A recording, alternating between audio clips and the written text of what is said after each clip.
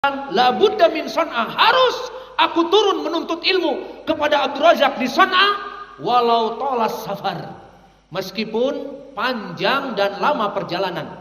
Maka inilah semangat orang-orang terdahulu dalam selektif mencari guru.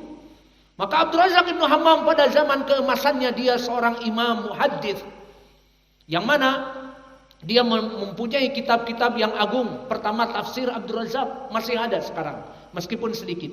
Dan juga Musannaf Abdul Razak, asar-asar yang penuh dengan sanad-sanad yang ali. Maka dua kitab ini masih ada, menunjukkan bagaimana kehebatan beliau di zamannya. Namun di penghujung akhir hayatnya, dia mempunyai sedikit penyakit Syiah. Maka disebutkan oleh para ulama seperti Ibnu Hibban dan yang lainnya bahwa dia di akhir umurnya mempunyai pemikiran Syiah, namun tidak sampai Syiah Ar-Rafidah. Dan berkata Syekh kami Mukbil, dari mana dia mendapatkan pemikiran yang aneh ini, padahal dia ahli sunnah imam? Dari muridnya, dari gurunya Ja'far ibnu Sulaiman Ad-Dubai. Maka siapa Ja'far ibnu Sulaiman Ad-Dubai? Dia adalah seorang dari Irak juga yang datang ke Yaman, kemudian mengajar di Yaman. Meskipun dari segi halafalan dia pas-pasan, saduq, hasanul hadis, hadisnya hasan, tidak seperti Imam Abdul Razak. Namun kenapa bisa Abdul Razak terpikat duduk bersamanya, bersanding dengannya? Kenapa? Padahal dari segi ilmu hadis dia jauh dari Abdul Razak. Kenapa? Inilah perhatian bagi kita. Disebutkan oleh Abdul Razak di saat diprotes oleh murid-muridnya, jalastu Ja'far Ad-Dubai li husni khuluqih li sumtihi. Maka aku duduk dengannya dan mengambil sedikit pemikiran yang sesat tadi dikarenakan kebaikan akhlaknya. Maka oleh sebab itu ya ibadah Allah, perhatian bagi kita di sini. Janganlah kalian mengambil teman dekat, janganlah kalian mengambil guru hanya sekedar akhlaknya yang baik. Suatu hari anak kita ditanya, belajar di mana kau? Di tempat sana, para habaib-habaib yang pakai imamah dan di masjidnya ada kuburan dan salawatan dan bertahlil dan sebagainya. Kenapa belajar di sana? Emang kenapa ayah? Mereka orang-orang yang demikian dan demikian tidak baik agamanya, tapi mereka akhlaknya baik. Pas saya masuk ke masjid, ahlan wa sahlan wa marhaba, keeping smile, bagaikan joker, tersenyum besar kepada kita. Apa kabar saudaraku dan sebagainya. Akhlaknya baik wahai abi. Lalu silahkan belajar dengan kami, diberikan apa yang kami butuhkan. Maka tidaklah kalian belajar dengan guru-guru hanya sekedar dari akhlaknya yang baik. Maka kelompok as-sufiyah, Jama'atut Tabligh, akhlaknya baik. Jama'atut Tabligh jika kalian bertemu dengannya, kaifalu ya akhi, salam. Apa yang bisa kami bantu? Apa yang bisa kami mudahkan untuk antum? Baik sekali, keeping smile. Adapun di sana Al-Hajawirah ataupun pengikut Luqman Ba'abduh, assalamualaikum, musafaqah misalnya, tidak ada senyum, tidak ada tertawa. Maka orang memikirkan, wah, ngomongnya salafi, ngakunya salafi, akhlaknya hancur. Mendingan dengan jamaah tabligh, mendingan dengan orang-orang sufi, murah senyum dan tunduk terus keadaannya seperti tawadu. Adapun mereka Al-Hajawirah, kelompok Al-Hajuri ataupun Su'afiqah, maka wajahnya dari jauh sudah melihat, wah ini pengikut Muhammad bin Hadi. Halas, berikan tampang perang, menyeringai, maka otot-ototnya dikeluarkan. Maka itulah yang dilakukan oleh kebanyakan dari yang mengaku as-salafiyin, sehingga orang-orang banyak lari dari dakwah salaf karena kerasnya ini. Maka kembali kepada permasalahan, Abdul Razak Ibnu Hammam As-San'ani terpikat dengan akhlak yang mulia, dari gurunya yang mempunyai pemahaman Asy-Syiah. Maka oleh sebab itu, dari 3 contoh yang kami berikan, dan masih banyak, dan waktu sudah tidak cukup, atau tambah lagi, masih banyak, cukup.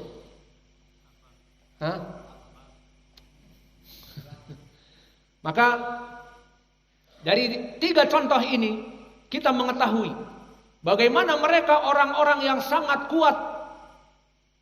Yang pertama, Abu Thalib kuat dari segi kedudukan dengan Nabi. Namun agama ini tidak kenal nepotisme. Tidak mentang-mentang keponakannya Rasul, kunci surga ada di tangannya. Pamanku masuk surga ya Allah. Turun ayat khusus untuk itu. Innaka la tahdi man ahbabt walakinallaha yahdi man yasha. Sungguhnya kamu wahai Muhammad tidak bisa memberikan hidayah masuk kepada surga kepada siapapun kecuali hanya izin dari Allah. Kemudian Imran ibnu Hattab, muridnya Aisyah radhiyallahu anha. Imam Al-Bukhari mengeluarkan hadisnya, 2 hadis di Sahih Al-Bukhari yang agung. Namun ternyata bukan ahli sunnah di akhirnya, menjadi khawarij. Karena apa? Hanya perempuan, hanya sekedar perempuan. Kemudian yang ketiga, Abdul Razak ibnu Hammam As-San'ani menjadi sedikit pemikirannya berubah. Kenapa? Dikarenakan mempunyai pemahaman Asy-Syiah Ar-Rafidhah, Asy-Syiah Az-Zaidiyah, yang mana mereka tidak mengkafirkan para sahabat yang lain, namun memuliakan Ali dari Abi Bakar. Ini sudah salah, sudah bid'ah.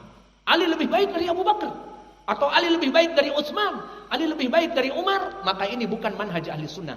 Ini keadaan yang dikatakan keadaan Syiah yang bukan Rafidhah. Maka dari sini wajiblah bagi kita untuk selektif mencari teman. Karena ketidakselektifan kita mencari teman, Allah akan menutupkan hidayah kepada kita.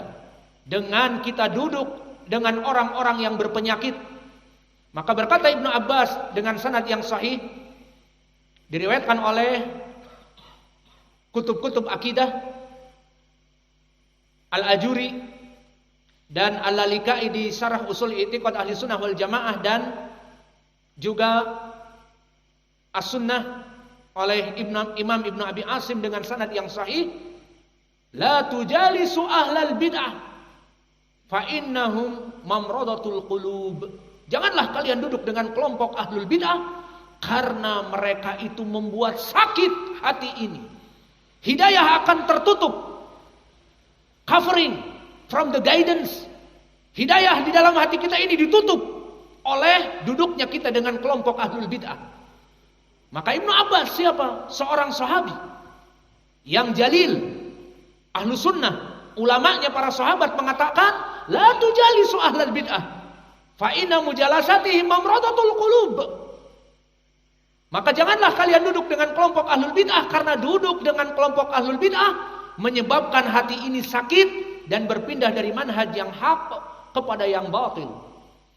Maka oleh sebab itu para salaf seperti tadi Ibnu Sirin mengatakan, inna hadal ilma dinun fangduru aman ta'khuduna dinakum idza kana min ahli sunnah fakhudhu wa idza kana min ahli bid'ah farmuh atau la ta'khudhu.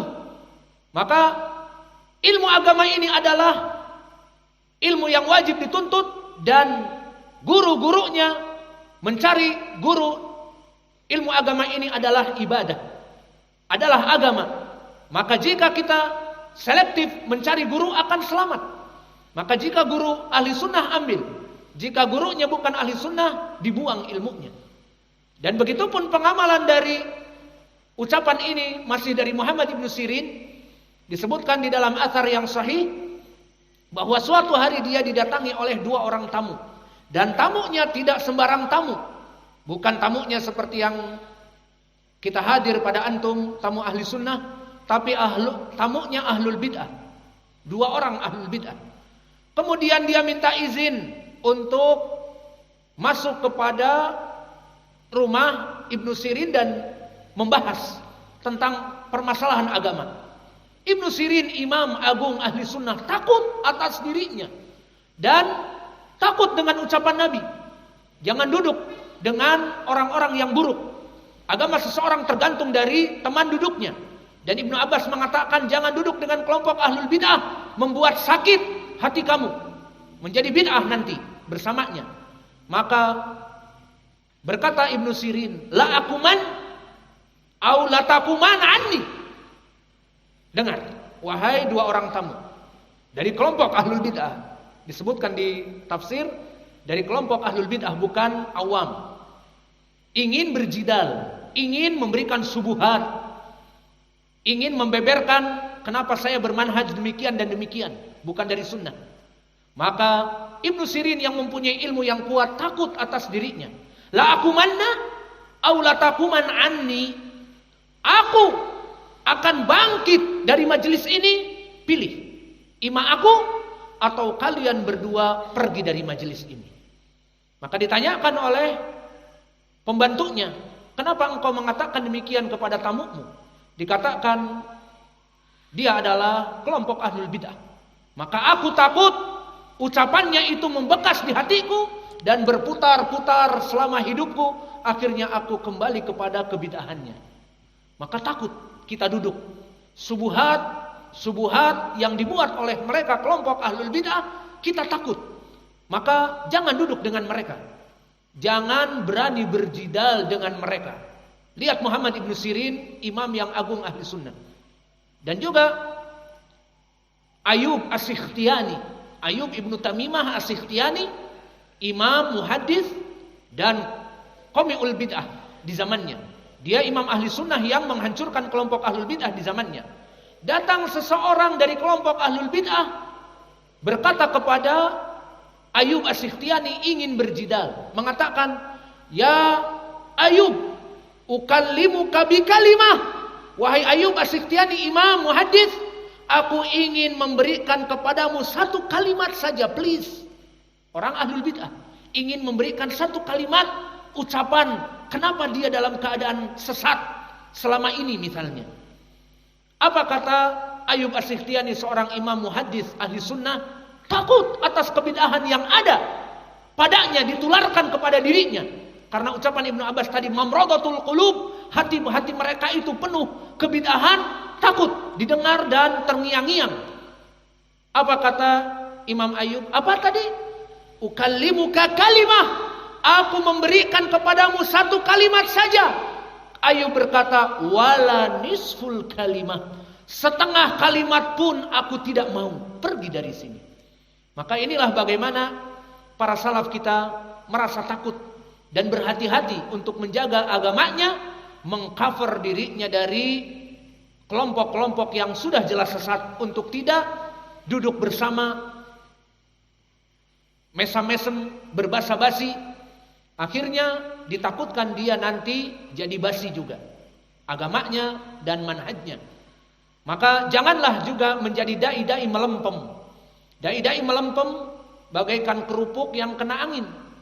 Di saat digigit apa bunyinya? Bagaikan SpongeBob. Maka dia itu bagaikan busa. Maka maknanya janganlah kalian menjadi dai-dai yang melempem, tidak garang kepada kelompok ahlul bid'ah.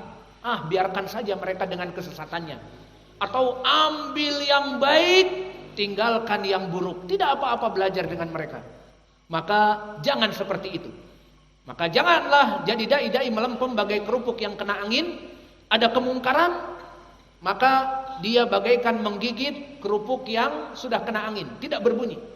Tapi jadilah dai ahli sunnah yang tegar, keras kepada kebid'ahan, bagaikan dai-dai yang kerupuk yang masih baru keluar dari tungku. Jika dikikit, krak. Amar ma'ruf nahi mungkar, krak, ini salah, krak, jangan berbuat demikian, krak, ini dari sunnah dan sebagainya. Maka kesimpulannya dari pelajaran kita, inilah dari contoh-contoh yang telah terdahulu dan menjadi ibrah bagi kita sesuai ucapan Allah, fa'tabiru ya ulil absar. Maka ambillah ibrah dari orang-orang terdahulu, wahai orang-orang yang berakal. Maka dari 3 contoh ini menjadi penjadilan bagi kita betapa manusia-manusia yang dekat dengan kebenaran, namun Bisa jadi jatuh dikarenakan salah bergaul, tidak selektif mencari teman. Maka sesuai ucapan Nabi tadi, ar-rajulu ala dini khalilih falyanzur ahadukum man yukhalil. Seseorang agamanya itu tergantung dengan teman kentalnya. Maka selektiflah mencari teman agar kita selamat agamanya dengan mencari teman yang baik. Wa naktafi ila huna wa jazakumullahu khaira wa barakallahu fi ilmikum. Subhanakallahumma wa bihamdika.